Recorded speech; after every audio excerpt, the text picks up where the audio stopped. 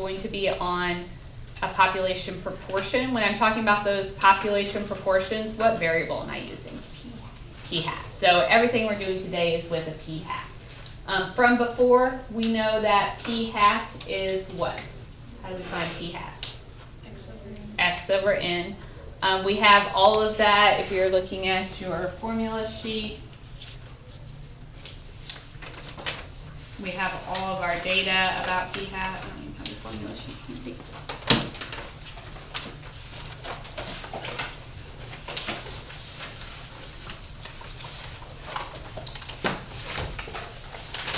So under chapter 8, it tells us the sample proportion, p-hat is x over n.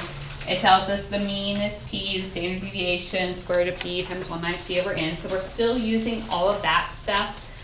We did also have criteria that we had to check anytime we're dealing with p-hat. What were the criteria for p-hat? N times p times 1 minus p is greater than or the sample is less than 5% of the total. Right, we had those on the last test, the criteria. So just to recap, all of this stuff is on the formula sheet. Maybe what you need to make a note of is the criteria. If you've forgotten that, anytime we're dealing with p-hat, it's the same set of criteria, so we're not memorizing anything new. It's the same stuff we used with p-hat in the past. I don't think I printed this slide on your notes handout because I was just kind of refreshing, but you might just jot down your 2 criteria in case you've forgotten those.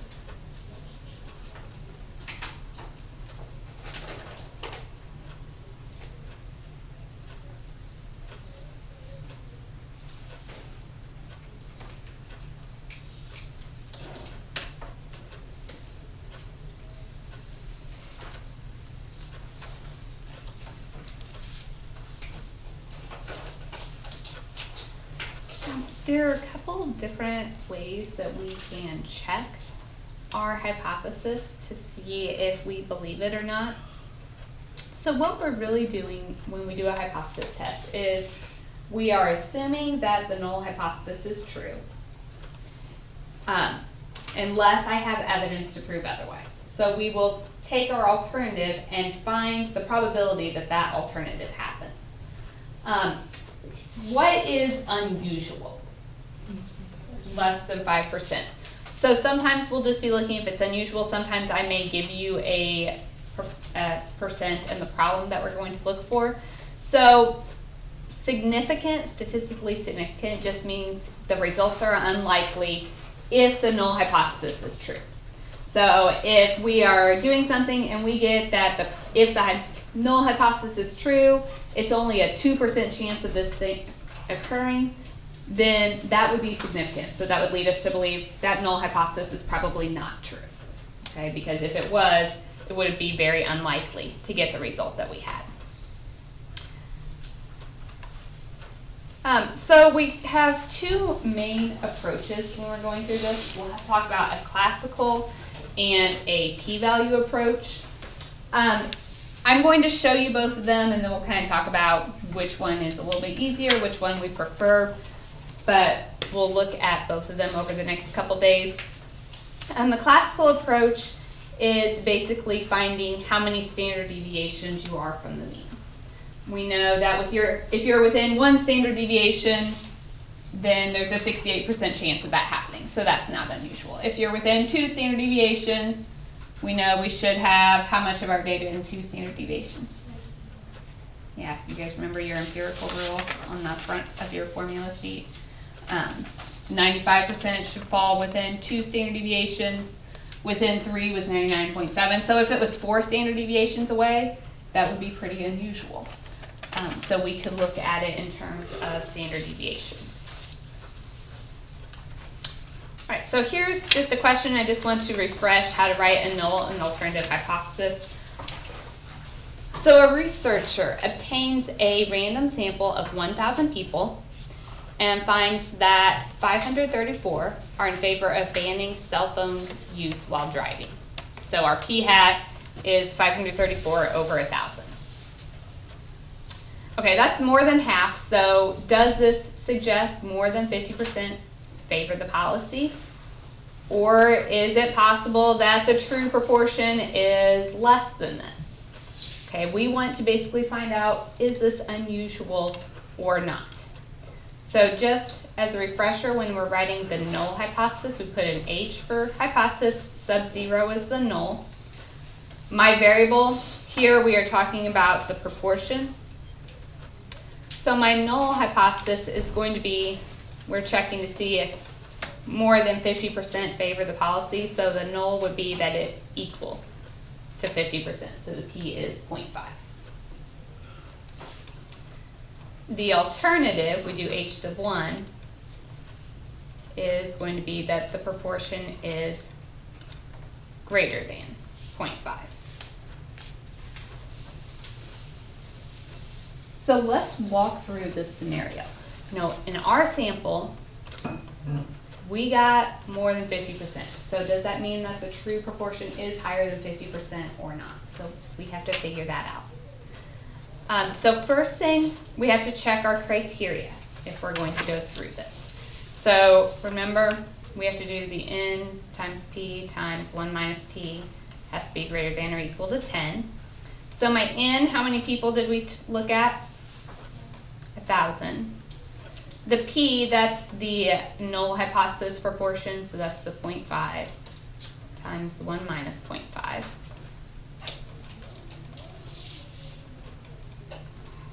And that's 250, so that's greater than 10, so that's good.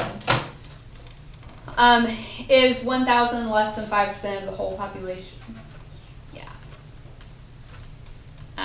The second criteria, a lot of times there's really not a lot of work to do because I probably don't have the total population size, but my sample is definitely less than that 5%. Mean and standard deviation, if I'm talking about P. So if you have forgotten, you can look on your formula sheet under the chapter 8, second column. The mean for P hat is just our proportion, or P, which was 0.5. Standard deviation for P hat is the square root of P times 1 minus P over N.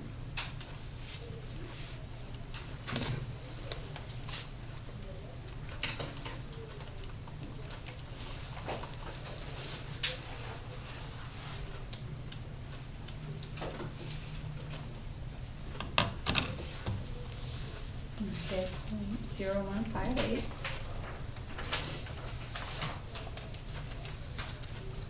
So that was all from before. In the last unit, we did this part. Let's just talk about on the normal curve. I want to kind of make sure we understand what this means. So I don't think I printed this for you, but this is just to clarify. The mean is like your peak, so that's your 0.5. A standard deviation, so one standard deviation away would be your mean plus the standard deviation and the mean minus the standard deviation. So if we add the standard deviation, we get 0.5158. If you subtract, you get 0.4842. Okay, and we could keep doing this, right? Could you add and subtract another standard deviation if you wanted? So the empirical rule tells us like 68% of our data should fall between 0.4842 and 0.5158 and so forth. So we really just need to figure out how many standard deviations away our particular value was, the particular p hat we had in this scenario. And the number of standard deviations away is just a z-score. Haven't we found z's many, many times by now? So we need to calculate the z-score for our data so we can figure out.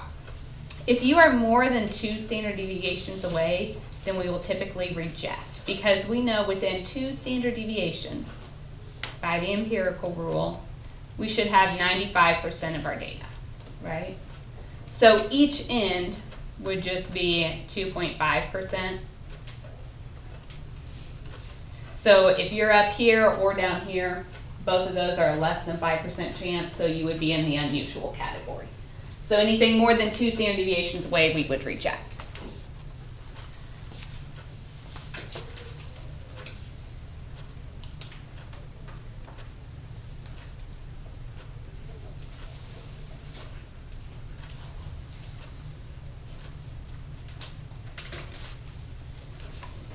So that's just what I said right here. Anything more than 2 standard deviations would be when we reject the null hypothesis, so we have to get our z-score to know how many standard deviations away we are. So z is x minus mu over sigma. Remember, in our particular scenario, the p hat was 534 over 1,000, or 0.534.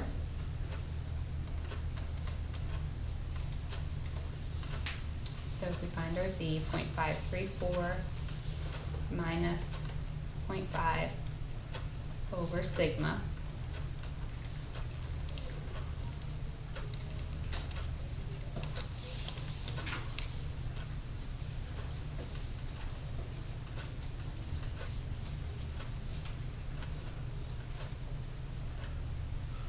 So we get 2.15. This is positive, so that's above the mean. So this means our value is 2.15 standard deviations above the mean.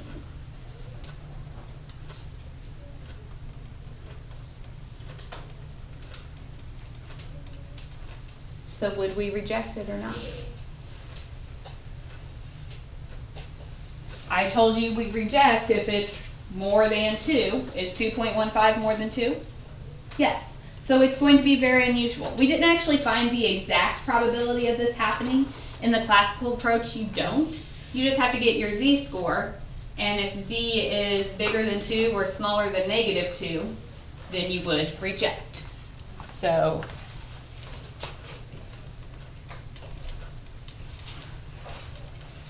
reject the null hypothesis. What that means is there is significant evidence to conclude the proportion is not the 0.5. It is actually higher than 0.5.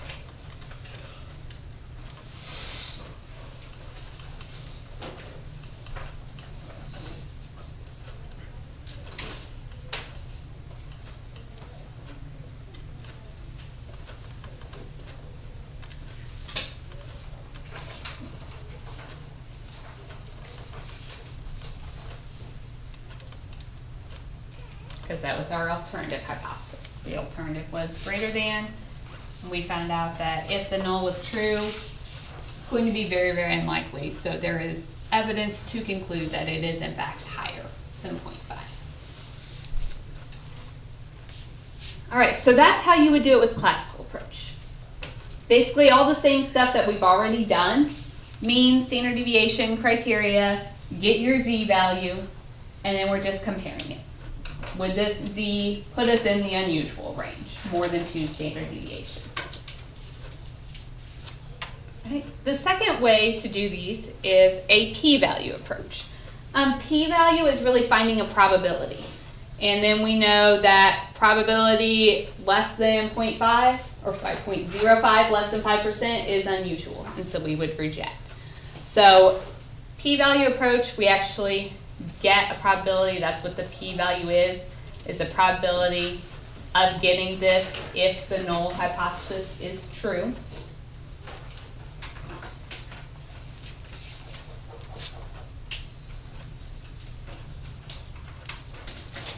So we'll actually go through the process of calculating the probability, which again is like what we've done before. The new piece is our conclusion at the end. Do we reject the null hypothesis or not? So, for instance, in our particular case, we were trying to find the probability that we were above the 0.534. Okay, So here's the 0.534 if you actually looked at your curve. Why would I want to find the probability of being above that and not below it?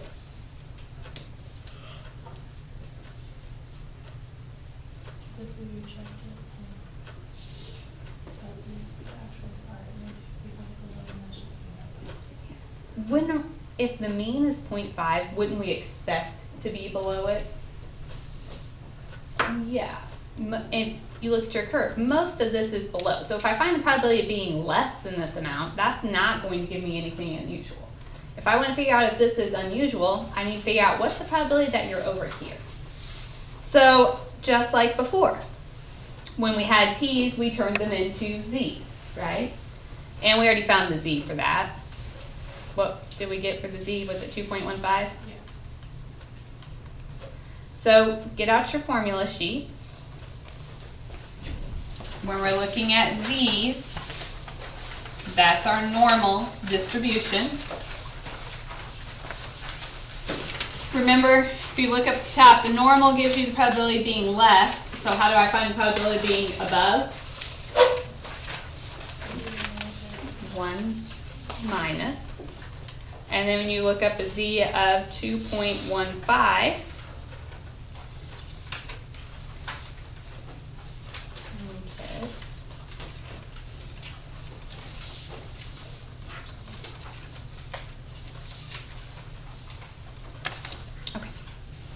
so you should get 0.9842 from the table. So when you do the 1 minus, you get 1.0158. So there is only a 1.58% chance that you are higher than that value. Is this unusual? Yes. So again, this would tell us to reject.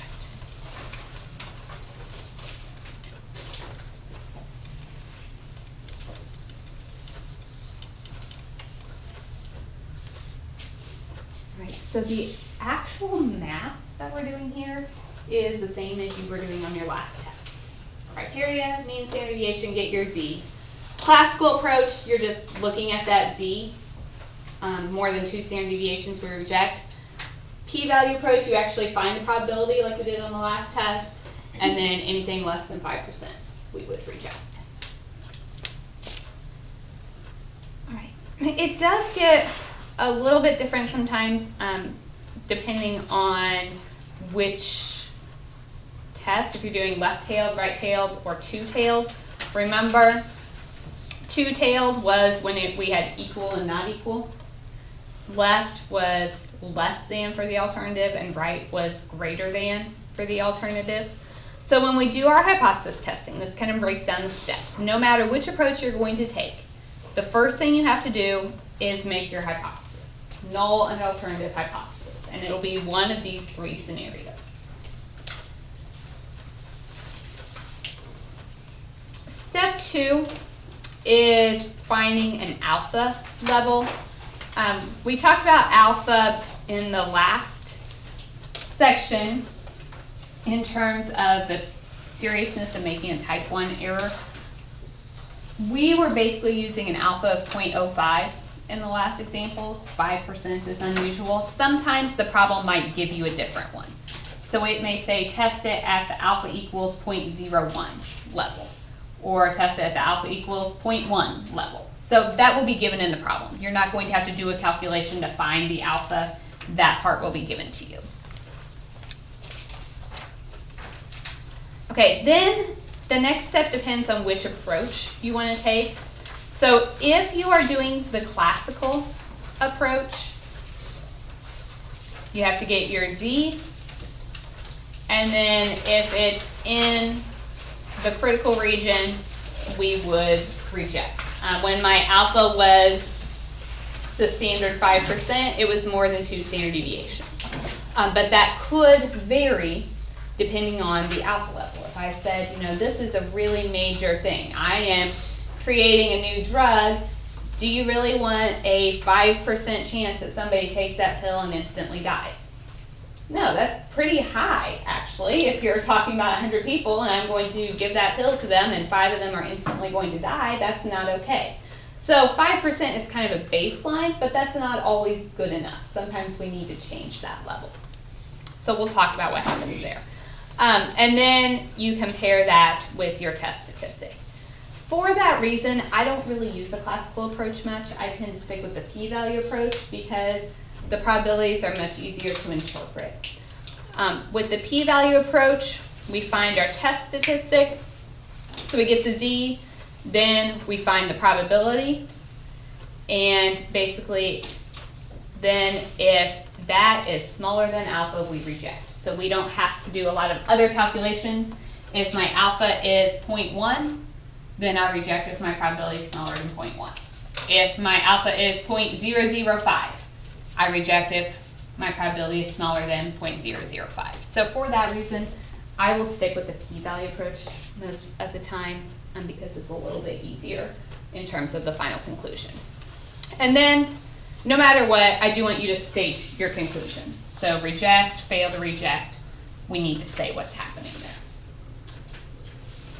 All right, so we're just going to start working some examples now.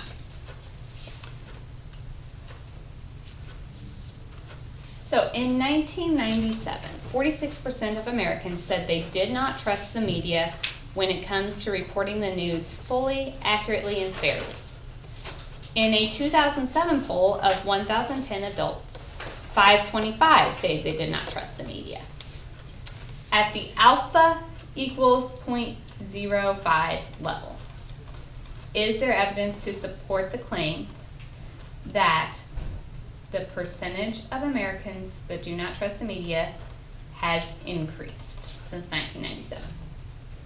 So no matter what do we have to do first? What's step one? The null and alternative hypothesis. The null hypothesis is always going to be equal to. We're talking about a percent, so P equals. What was our baseline percent that we're comparing to? The 46%, so you always change it to decimal, so 0.46. My alternative, I am asking you if it has increased. So my alternative should be greater than. P is greater than 0.46.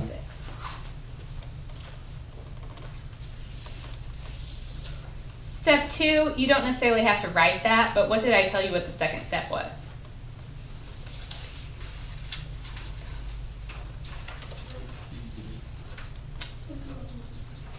We had to,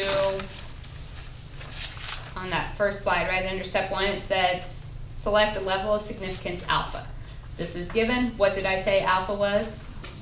0.05. You don't have to write that down, but I just want to make sure we're looking at it. So then step three. I am going to really just stick with the p-value approach from here on out. So step three, we're just finding the probability. So we're doing the old stuff. You have to find your mean and standard deviation. And we have to check our criteria. Okay, just like on the last test when I said describe the sampling distribution. This is what we have to do here. So criteria, I am going to let you pretty much assume that everything is going to be less than 5% of the population. So I'm not going to make you really list that out here. I just need you to check the n times p times 1 minus p. So my n is 1,010. My p, 0.46. 1 minus 0.46.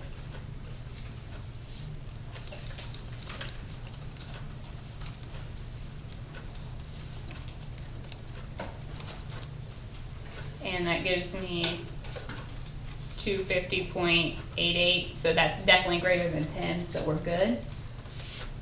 The mean for p hat is just p, so that's the 0.46. Standard deviation for p hat is the square root of p times 1 minus p over n.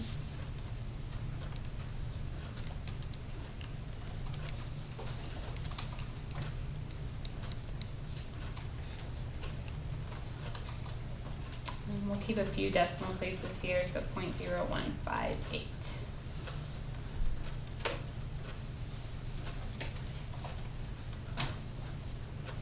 Oh, hold on. I have a mistake, don't I? Okay, that's fine. I put 1,000. That's 1,010, though. But it's still decided. Does it come out to be the same? It should be 0.0157. Yeah, it's 0.0157.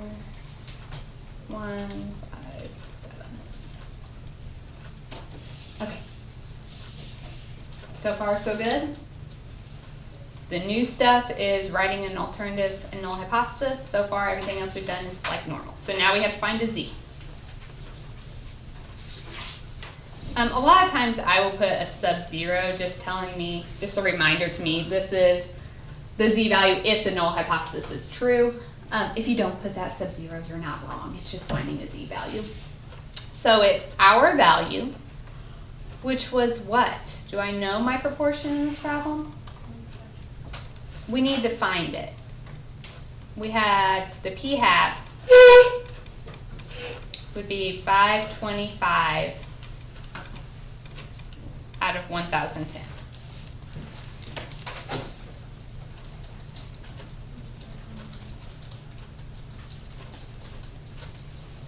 So we get 0.5198.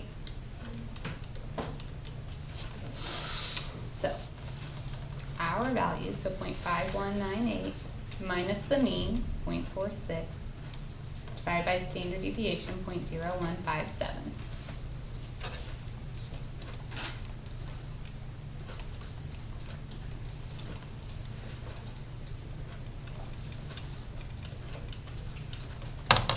And we get a 3.81.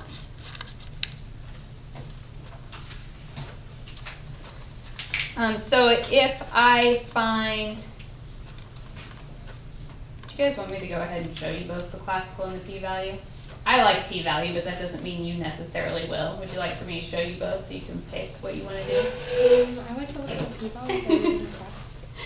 Okay, I'll do p-value real quick, and then if anybody wants to see classical, I can show you. So if I wanted to finish this with the p-value approach, we are finding the probability that z, my alternative was greater than, so probability that z is greater than the 3.81.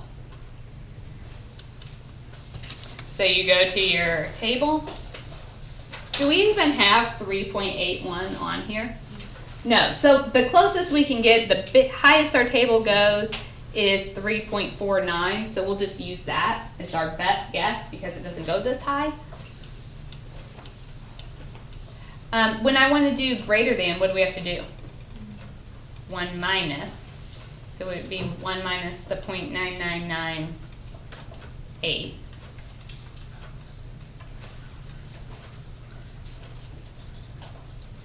Okay. You reject if your probability is smaller than alpha. So my probability is extremely tiny. There is a less than 0.02% chance. My alpha was 0.05, so this is less than my alpha. So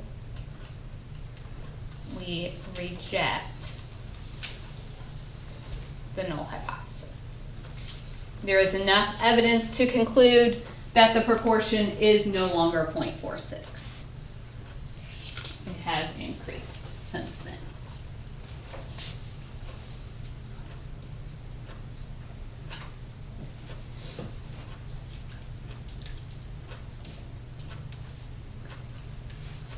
Does anyone want me to show you the classical approach to this? You guys just good with one way and having a way and doing it that? I mean, it would be easier checking them. That's true. Let's learn how to do this on our calculator as well. So everybody grab a calculator if you don't have one already.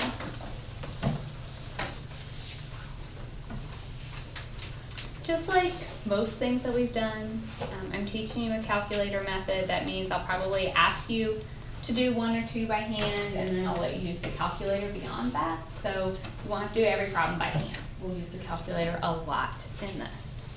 So I want you to go to staff over to tests. And what we want is number 5, a 1 proportion z test. Okay, we only have one proportion that we're looking at. We're looking at the z, so it's number 5. So if you need to jot this down, you go stat, tests, number 5. Okay, then it asks me questions. So my p sub 0, that is the p for the null hypothesis, which was what? 0.46. My x, remember p hat is x over n. So my x was the 525. My n was 1010. Then you have to tell it which one are we testing. Not equal, less than, or greater than. So that was greater. And you have the option of either calculating or drawing a picture. We want to calculate. Okay, we don't need to look at the normal curve, we just want to calculate it. And so it tells us the z value is 3.81329. Doesn't that compare to ours? We have the 3.81. Then it gives us a p here. All right, you notice it says 6.85 and at the end it has e negative 5. What does that mean?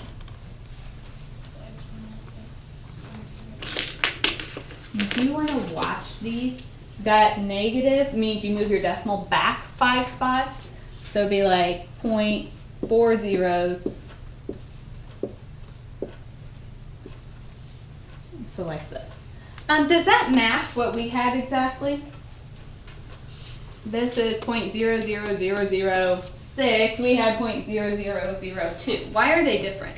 Because we just did 0.0. Our table didn't have the 3.81. We estimated. The calculator is going to give you the exact.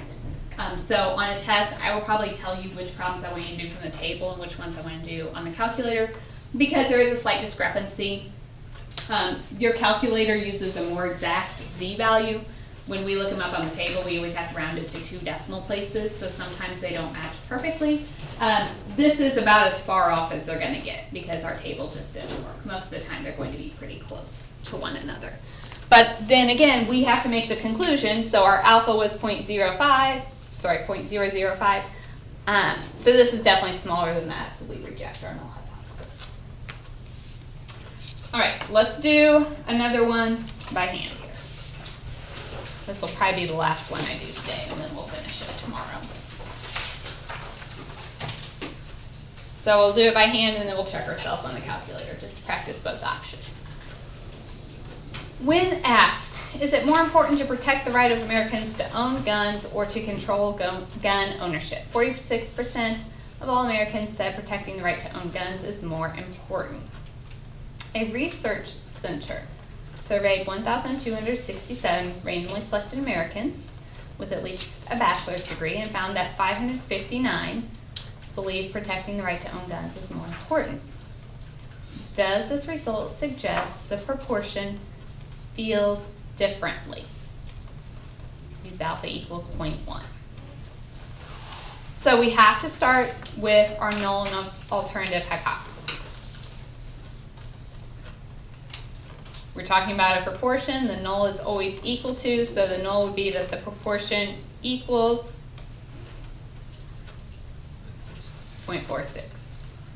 The alternative, I want to know if they feel differently.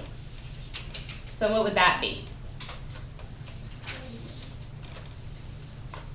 It could be less than, I just want to know, is it different than that? So that would be the not equal. It could be anything except the 0.46. So it might be higher, it might be lower. All right, so that's my step 1. Step 2, just make sure you are aware of your alpha. You don't necessarily have to write it down. But what was alpha in this scenario? 0.1. So we will reject if our probability is smaller than 0.1. All right, so step 3, is actually doing all the work. So our criteria, mean, standard deviation, all that jazz. Criteria, I told you you can assume the less than 5%, so let's check the N times P times 1 minus P.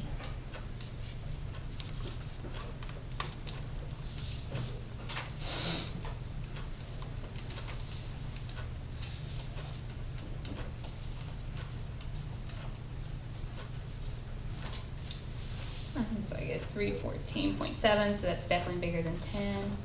The mean is just our P, so 0.46. Standard deviation, square root of P times 1 minus P over N.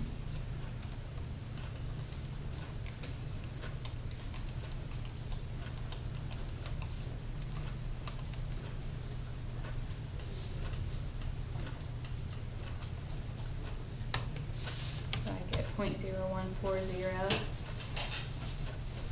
We might as well go ahead and find P hat. We're going to need that as well. P hat we know is X over N, so what would that be in this case?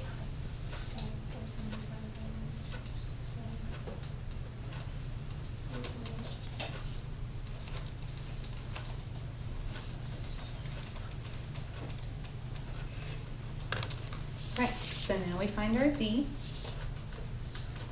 So that's our value, so the 0.4412, minus the mean, 0.46, divided by the standard deviation.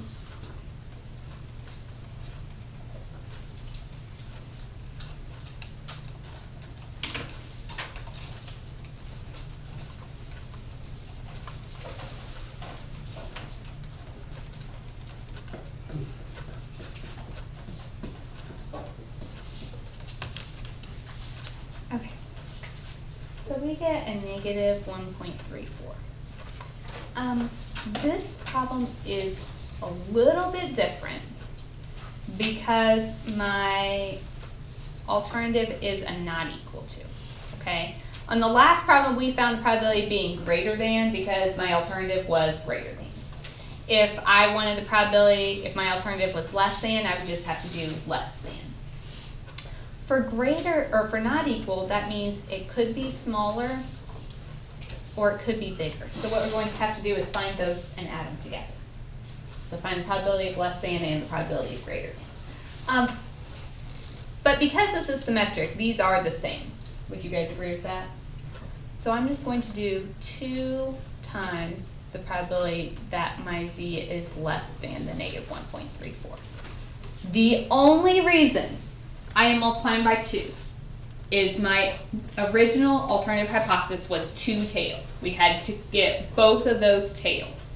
So we have to multiply by 2. That is the only time you will do that. So then if we use our table, less than is what our table gives us, negative 1.34 is 0.0901.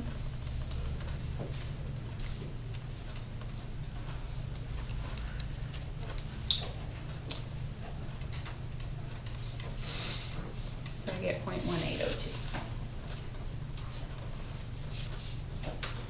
So am I going to reject my null hypothesis? No. My probability is 0.1802. That is bigger than my alpha, because alpha was 0.1. You reject when it's smaller. Since it is bigger, we fail to reject the null hypothesis. Does that mean the null hypothesis is true, that the proportion is still 0.46? We did not prove it's true. We just found we don't have enough evidence to prove that it's false yet. Let's make sure we know how to do that one on the calculator as well, just for good practice. I'm never going to make you do both ways on a problem. I'll tell you one or the other, but just so we're comparing.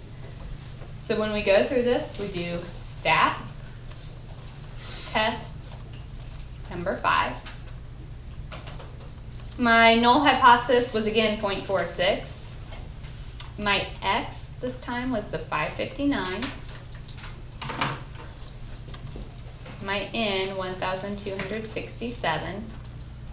My alternative was not equal to. And then we calculate. And so you can see the z is negative 1.34, just like we had. And our probability, that's the p, that's what you're looking for, is 0.1794. Just slightly different than ours, but pretty close. So again, you can tell that's bigger than alpha, so we would fail to reject. Questions there? Okay. Get off that homework packet, please. So we're not done with this section yet. It won't take me too long to finish, so I will do that tomorrow, and then you'll have some time to work. So you'll see questions 6 through 12 are from 10.2. I want to make a note of which problems I want you to do by hand.